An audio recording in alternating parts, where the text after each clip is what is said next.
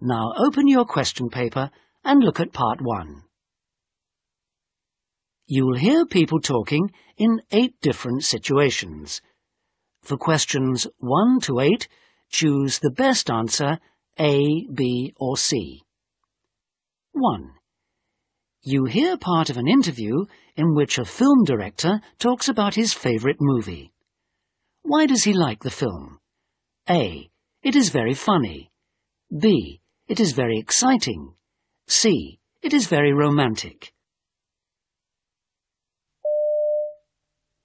So, do you have a favourite movie? Oh, that's difficult. Well, I think it has to be The Agents, the Mel Rivers movie. I like it because it reminds you that no matter how hard life is or how many times you get knocked down by bad situations, things can get a whole lot worse. When did you first see it? On television late one night. I must have been about 16. There were moments when I just couldn't stop laughing. It's anarchic and silly, but it's very warm. I love the friendship that develops between the two main characters.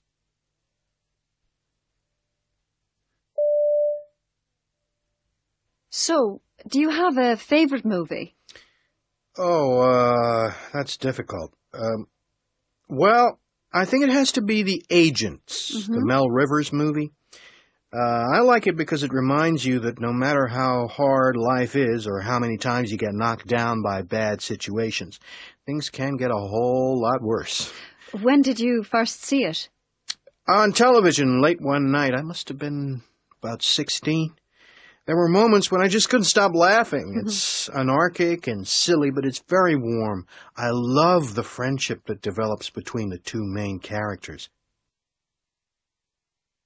2. You hear a man talking about a sofa he bought.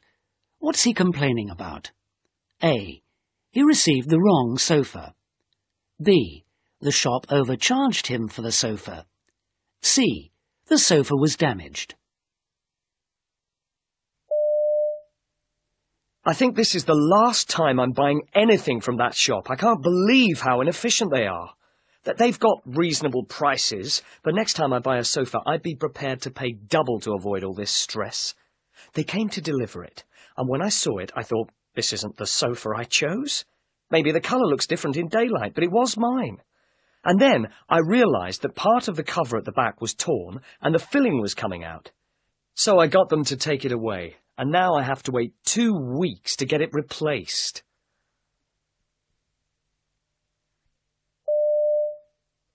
I think this is the last time I'm buying anything from that shop. I can't believe how inefficient they are.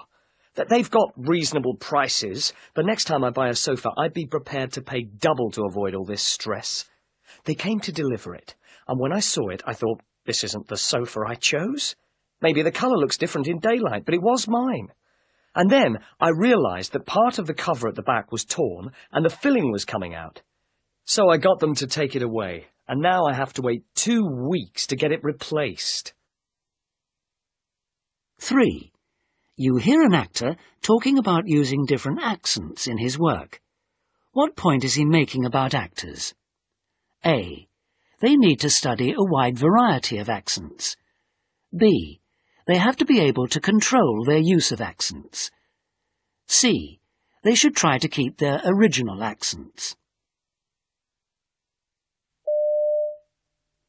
Most actors start out with a bit of a regional or non-standard accent of some sort, but what tends to happen is that at drama school, part of the training is to acquire what's called standard English. So you lose your original accent, and when somebody says, do something in your old voice, it takes a couple of minutes to click in and get your head round it again. I phone my parents and they say, "My, you sound so English." But then over here, I sometimes don't get work because people can hear that I'm actually Australian. So I've got a bit more work to do there. Most actors start out with a bit of a regional or non-standard accent of some sort, but what tends to happen is that at drama school, part of the training is to acquire what's called standard English. So you lose your original accent, and when somebody says, do something in your old voice, It takes a couple of minutes to click in and get your head round it again. I phone my parents and they say, "My, you sound so English." But then over here, I sometimes don't get work because people can hear that I'm actually Australian. So I've got a bit more work to do there. 4. You hear part of an interview in which a man is talking about winning his first horse race. What does he say about it? A. He found it rather disappointing. B. He didn't have a chance to celebrate. C. He was too tired to care. Can you still remember the thrill of it? I mean, the first time you actually ride out there, out in front must be... Yeah, it was certainly a big thrill, but it was an evening event. It was the last race, and it was almost dark by the time we'd finished. And when I got home, it was about 10 or 11 o'clock, so there was very little time to think about it or do anything. And I had to be up at about 5:30 the next day for my job, so unfortunately it was straight back to work, really.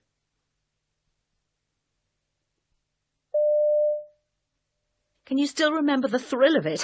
I mean, the first time you actually ride out there, out in front must be... Yeah, it was certainly a big thrill, but it was an evening event. It was the last race, and it was almost dark by the time we'd finished. And when I got home, it was about 10 or 11 o'clock, so there was very little time to think about it or do anything. And I had to be up at about 5:30 the next day for my job, so unfortunately it was straight back to work, really.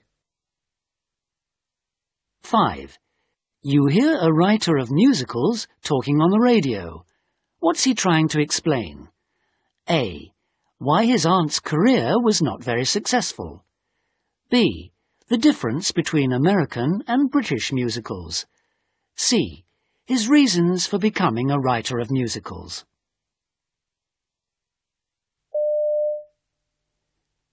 I was always fascinated by the musical theatre from the very word go. My aunt was an actress, not a particularly successful one, but I thought her world was unbelievably glamorous, and she used to take me to London to see some of the American musicals which were on in Great Britain sometime after they were on in New York, and so I got to see a lot of things at a very early age. It just grabbed me. It was one of those things.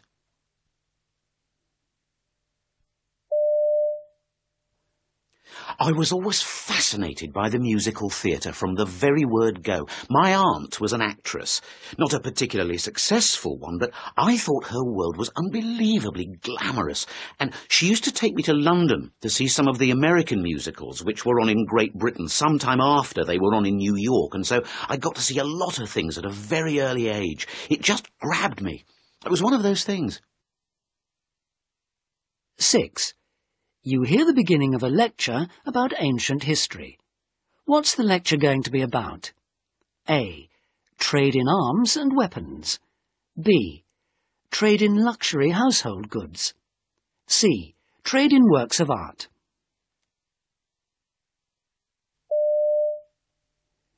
The earliest records of this trade go back to the ancient Greek period, with various deals around the Mediterranean area. Unlike the trade in more decorative or luxury goods, however, few written records remain. So we mostly rely on archaeological evidence, which does show, for example, that designs for swords spread from Greece to the rest of Europe. And using the type of research more usually associated with the spread of artistic trends, we can now show how the equipment necessary to do battle was being exported. The earliest records of this trade go back to the ancient Greek period, with various deals around the Mediterranean area. Unlike the trade in more decorative or luxury goods, however, few written records remain.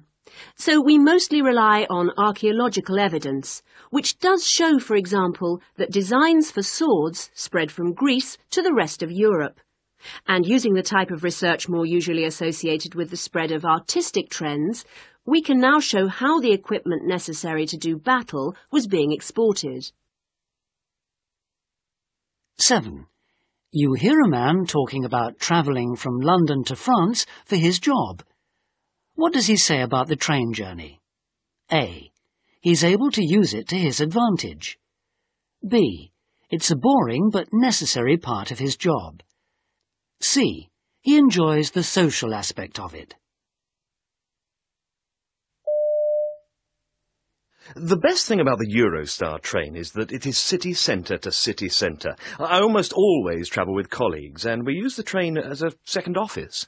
Sometimes there are as many as 9 of us, and I schedule formal meetings to have on the train. I invite suppliers and clients who have meetings in Paris on the same day to travel with us, so we can discuss business. It's a perfect opportunity to talk without the distractions of the office. We don't switch on our mobile phones.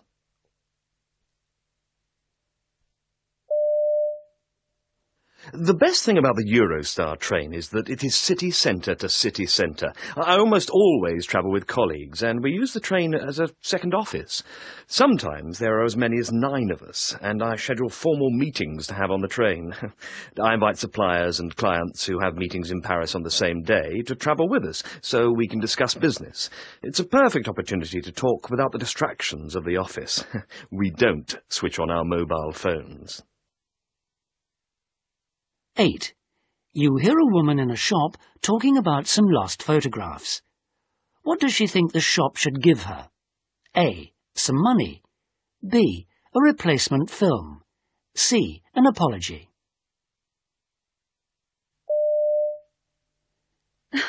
It's no good just standing there saying you're sorry, because that isn't going to give me the photographs you've lost, is it?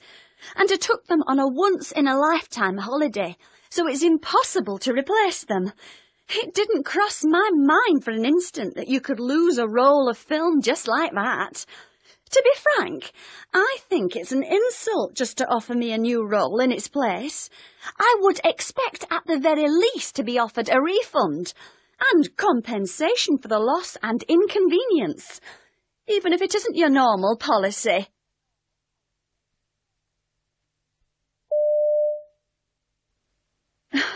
It's no good just standing there saying you're sorry, because that isn't going to give me the photographs you've lost, is it? And I took them on a once-in-a-lifetime holiday, so it's impossible to replace them. It didn't cross my mind for an instant that you could lose a roll of film just like that. To be frank, I think it's an insult just to offer me a new roll in its place. I would expect at the very least to be offered a refund and compensation for the loss and inconvenience, even if it isn't your normal policy. That's the end of part 1. Now turn to part 2.